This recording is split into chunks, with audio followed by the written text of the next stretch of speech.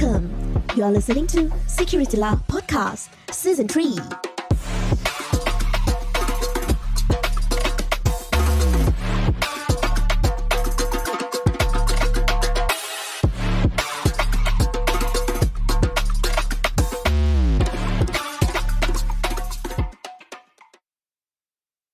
Hello everyone and welcome to SecurityLAH.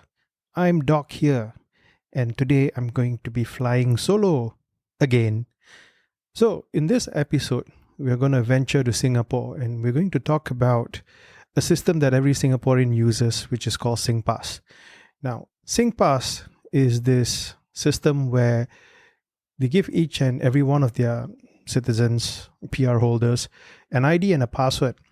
And that allows the user to make transactions with the authorities or third-party organizations.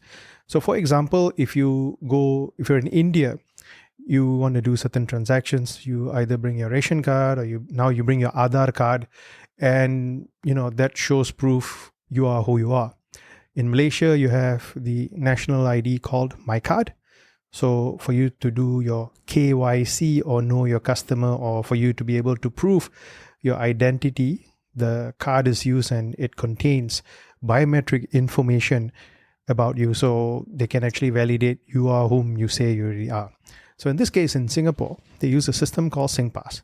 And Singpass can be used to transact with the government agencies. You can even go in and open your bank account, or you can use the ID to unlock your pension fund, your CPF, right? So which means that this ID is now super duper, ultra, uber critical for any Singaporean there is. So I've been researching on this matter a bit and I found two interesting things. The first one is that the issue of the Singpass users still defaulting to their national IC ID number as their user ID.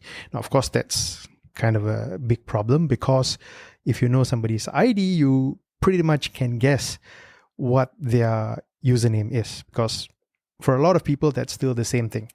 All right. So it is recommended that you register your own ID instead of using your national ID as the default ID. So that way, it makes it difficult for someone to be able to crack your login if they're trying to see whether they can get access to your account. So it makes it a bit more difficult. Now, the second one, which is actually the meat of today's episode, is about how they've changed their terms and conditions on the usage of Singpass, where previously, the data that was collected was only maintained by Singpass. Now, what they've done is they've increased the scope, whereby they're saying that the data that's collected by Singpass can now be used for early detection, fraud analytics, because they want to be able to investigate and potentially prevent criminal activities or cyber incidences. Now, this was quoted from Smart Nation and Digital Government Office, Singapore.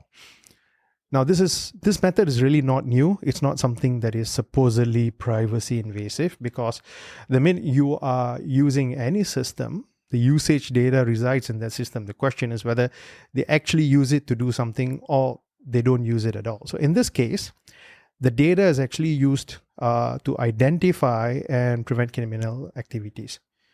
So, Doc, if that's the case, then how can they actually find out if there's a criminal activity? I don't get it. It's just an ID login password, right?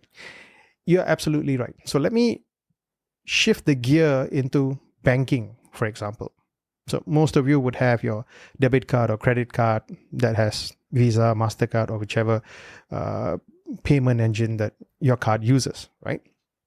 So banks have similar kind of capabilities where they are able to see if a transaction is something that you should be doing or you've allowed to do, or it's something that should be stopped. So for example, I like to quote myself, I'm the worst nightmare for any bank that has me as a customer. And the reason being is because I extensively use and make payments on the internet. And I've said this in a few episodes before. I have Netflix, Amazon, third-party hosting providers, and I subscribe to a whole load of service, right? So it's a nightmare trying to predict what I do online, and it's even bigger nightmare to identify if a site that is charging my card is supposed to be charging my card or not. So funny thing is, the bank that I use, and I shall not name them, they've been doing a really good job. So their policy is very simple. By default, deny. So every time I try a new site, I cross my fingers and hope it works, because 80% of the time it doesn't work. The reason being why it doesn't work is because they don't allow me to use a new site. So I usually call in, and because I'm quite a slightly higher tier credit card user, I get through the call center, thank God. I speak to a very nice gentleman or lady, and I tell them, look, I'm me. I've authenticated myself. I've given you all my details. Now I want to use this site. It's being blocked. Can you allow me to use it? So literally, I'm going to the bank and begging them, hello, please allow me to use my card. Thank you very much. And what the bank will do then say, okay, you've authenticated. Can you tell me how much you want to use it for? So I tell them this is X amount that I need to pay for this purpose, and they're happy, and I'm happy. They said, okay, sir, I will give you about an hour. So I said, it's okay, no need 1 hour. I give you 2 hours. By 2 hours, you unblock, I finish my transaction, done. Well and good, right? So now, in that instance, the bank takes the approach of verify and then allow. But when you're doing these kind of transaction, and especially in a most likely heavily transacted environment like the government agencies, you're going to get a lot of these requests coming in, and you really need to have some sort of intelligence. That's why banks, for example, use fraud management system. So right now I'm in Southeast Asia. If I'm anywhere within Southeast Asia, I was in a few countries before. I was in Philippines, I was in Thailand, I was in Singapore, I was in Malaysia, been traveling around the region. And if you look at it, my pattern of usage is common around these countries. So if I do use it there, that's fine. And I make it a point that I usually do pin on glass. Pin on glass basically means that I insert the card and I put in my pin. So that I know that it's only used during that time, and then I plug it out. Very seldom I use Wave. I use Wave much in my home country, but not so much overseas. I know it's a convenience, but it's okay, never mind. I'll just put in my PIN just to be sure. So I've established certain practices that is unique to me, which the bank is able to identify and recognize. And the bank also knows what are my recurring payments, whom I pay regularly, and what payment and what is the quantum of the payment and how much it works. Right? So they have a baseline of what I do. Now imagine the same kind of functionality now available on your Singpass. So if suddenly you're a 65-year-old pensioner, and you have all this nice accumulated wealth in your CPF, and suddenly someone goes in, changes the account number, and start issuing a withdrawal. Now that could potentially raise the alarm level or the risk level and say, you know what, let's hold this transaction for a while, and let's do you can say a step-up authentication, or you can even call the person and say, hello, Mr. Go, we noticed that you have changed your account on your CPF. Can we confirm that it's you? Before that, can you read out your IC number, please? So you can have those additional authentication right before you actually have that action being done. And that's only possible when you have all this data collected and analyzed. So when you have historical data, you can identify the pattern and the usage of the person. So I go back to banks because banks have established this long time ago. So for example, if I use a brand Q for petrol, and most humans are creatures of habit. So if they are used to brand Q for petrol, they always go and look for a brand Q petrol station, and they pour petrol or pour fuel, depending on which part of the world you are, to your car, right? Now, if I suddenly change to brand K, well, that might signal that something is wrong if I just tap my card instead of actually inserting my card and putting the PIN, because then it shows that, look, I have the card, I have the PIN. Less likely, not to say no, because if my wallet gets hijacked, then obviously someone has my card, and it would be dumb enough for me to write the PIN number behind the card, which unfortunately is what I've seen for a number of people, which you shouldn't be doing. And if you've done that, please remove that PIN number and keep it somewhere safe. Right? Another PSA from SecurityLAH. Okay, back to our episode. So, as you can see, Singpass is very important. And the idea is that in the recent years, in SecurityLAH, we've also spoken about the OCBC phishing attack, and that has affected quite a number of people, and people have lost money. People have lost money from their bank account. People have lost money from their CPF, the Central Provident Fund, or even change the location of the bank account so that if someone does a withdrawal on their CPF, it goes to a new account, right?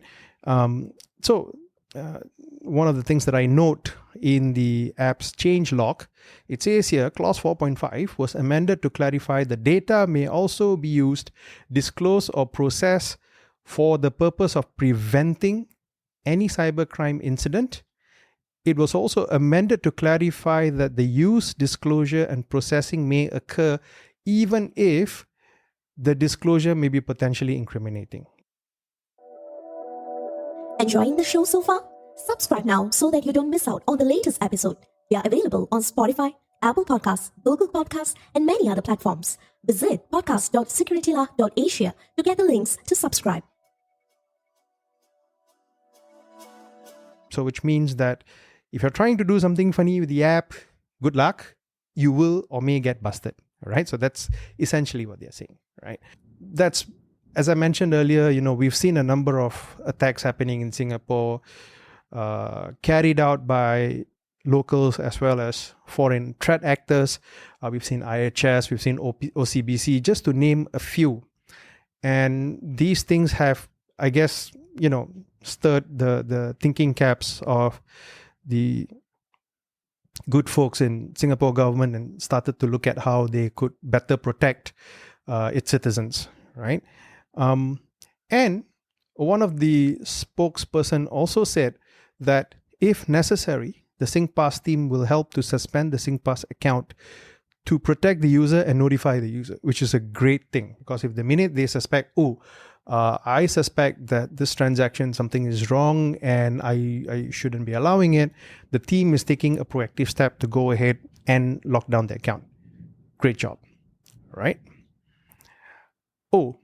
And the other thing is that they added that the update to Singpass is not linked to Trace Together, and the app doesn't collect stuff like location, IP address, or determine whether the user is overseas. So, which is a good thing, because you know what, for example, I don't want to have to do anything via Singpass when I'm overseas. But see, there's a bit of problem there. If you're using a cyber cafe or a free Wi-Fi at the Starbucks, downtown Milan, Rome, fine. I'll get the IP address and I'll say, okay, this is from Rome, but you're Singaporean. Okay, I have this requirement that says that I will not allow you to make any changes. Okay, deny the user, right? But the problem is when you use 3G, 4G, 5G, you essentially use a protocol called GTP, GPRS Tunneling Protocol, and your IP address is tunneled back to your home provider, right? You go through the VLR, visitor location register, and then you come down to your home network. So essentially, it looks as if you're browsing from Singapore and not from Milan, Rome, right?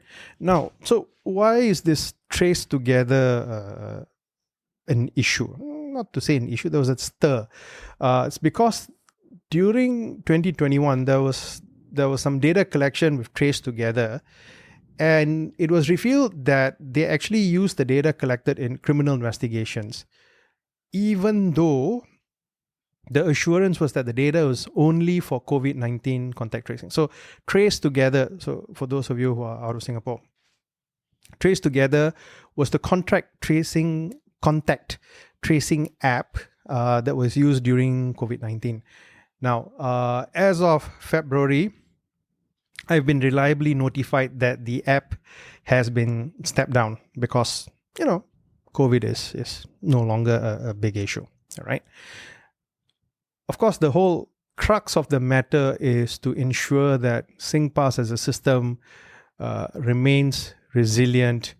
And I guess the key issue is that with the recent attacks hitting the banks, you now have all this money with the bad guys, and they're trying to cash the money out. So the only way they can cash it out is using money mules, right?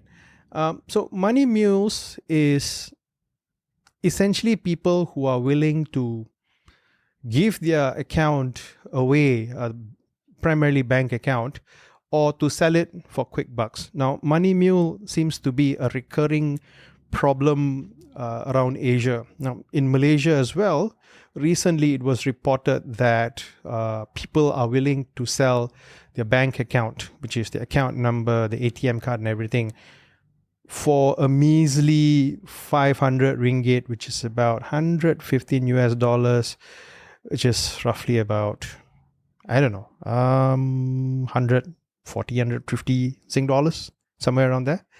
So, and it's also because the education and, people in their mind state and wherever they are. So, for example, if I have a pakcik or an uncle in a kampong that is, probably not earning so much, 500 ringgit is a lot of money and something that he could use for the whole month. And the only thing he needs to do is to just walk into whichever bank branch, given his ID, and this I'm quoting this in a Malaysian context, pass in his ID, you get an account number, you get the ATM card, and you're good to go, And, I've participated in operations with law enforcement agencies where we track these money mules and we bring them to court or we bring them to justice. And sad to say, a lot of them really have no clue that they've become money mules.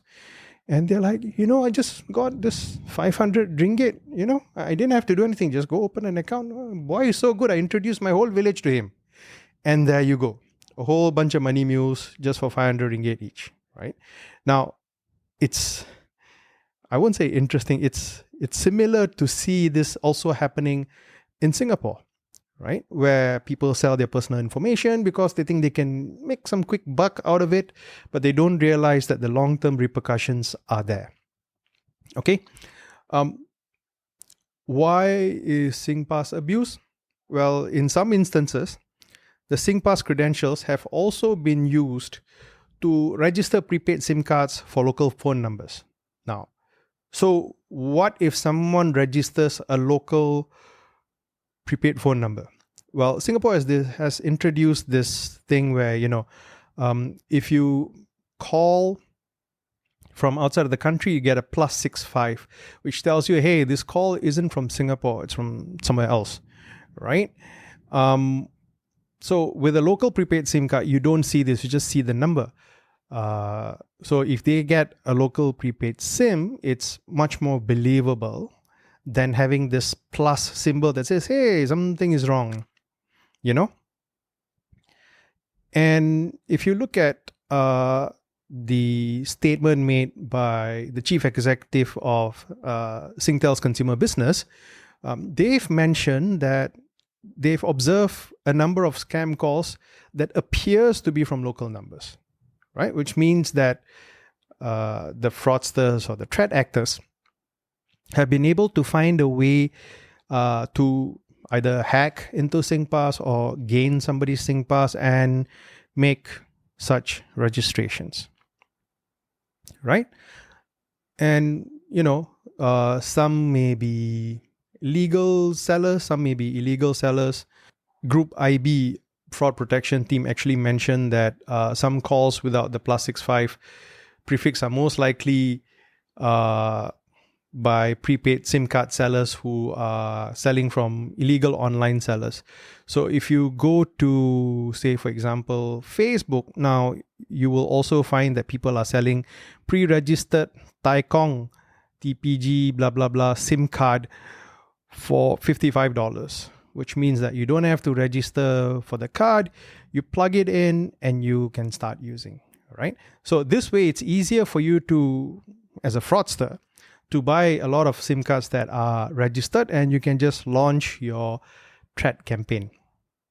Since it's a local number, well, obviously it appears to be more credible. And this goes back into, securing your data, which is your Singpass, right? In some instances, some of the Singaporeans have reported that there's been scam calls that, with a local number. So in one instance in February, a software business owner was called and he was informed that he had some pending transactions with the bank, and they asked him for his IC number and name. So luckily, this person was smart enough. He knew, hey, something is not right. Let me call the bank. He hung up and he called the bank and confirmed that that's not true. I think we've heard a number of these kind of online fraud calls where somebody claims, say, hey, you've made a purchase in Changi Airport for about Sing dollars 1,500. So we want to make sure that you pay the card fees and all that kind of stuff, right? And the same also happens in instances where, nowadays you, instead of getting all those, you get a nice SMS that says, please take note, we are from whatever parcel. So whatever parcel has received a package for you. If you do not call us back, there's a penalty. We will destroy the parcel. So obviously, if you have no clue that you don't need to collect your parcel, you're going to be panicked and you're going to call and you're going to give out more information, right? Interestingly, last August, 2 teenagers were convicted of selling their Singpass details to scammers. And what the scammers did was they used these 2 Singpass accounts to open HSBC and Standard Chartered bank account for money laundering. So these were part of the people that were arrested last June for their role in the phishing scam, where a lot of victims lost about 60,000 Sing dollars. This is the one that we covered in one of the episodes in SecurityLAH. So, of course, Singapore makes it mandatory to say that, under Computer Misuse Act, those found guilty of disclosing their Singpass information for wrongful gains can be jailed up to 3 years and fined up to $10,000. Quite steep. But it's interesting to see that Singapore's, taking a bold step in combating crime, and I really like the controls they put into place. They've taken their national ID system into a level where it would be in par with what the banks do in financial crime. So safe to say that, whether you're a bank or your national ID provider, the damage that can occur with the misuse of your system is definitely bad, if not catastrophic, depending on what the person can do. So in this case, the bad guys are trying to cash out the money that they had siphoned through these mule accounts.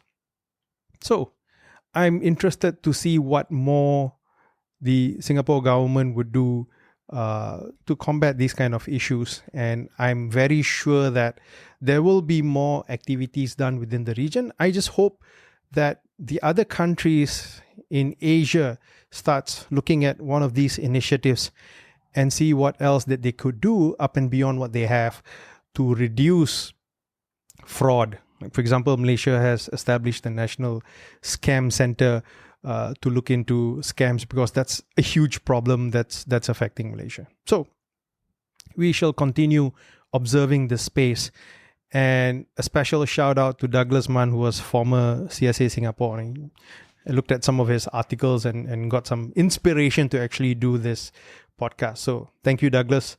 And until we meet again, take care and bye-bye. Thanks for joining us this week on SecurityLAH. Make sure to visit our website at securitylah.asia where you can subscribe to the show in iTunes, Spotify, or via RSS so you'll never miss a show.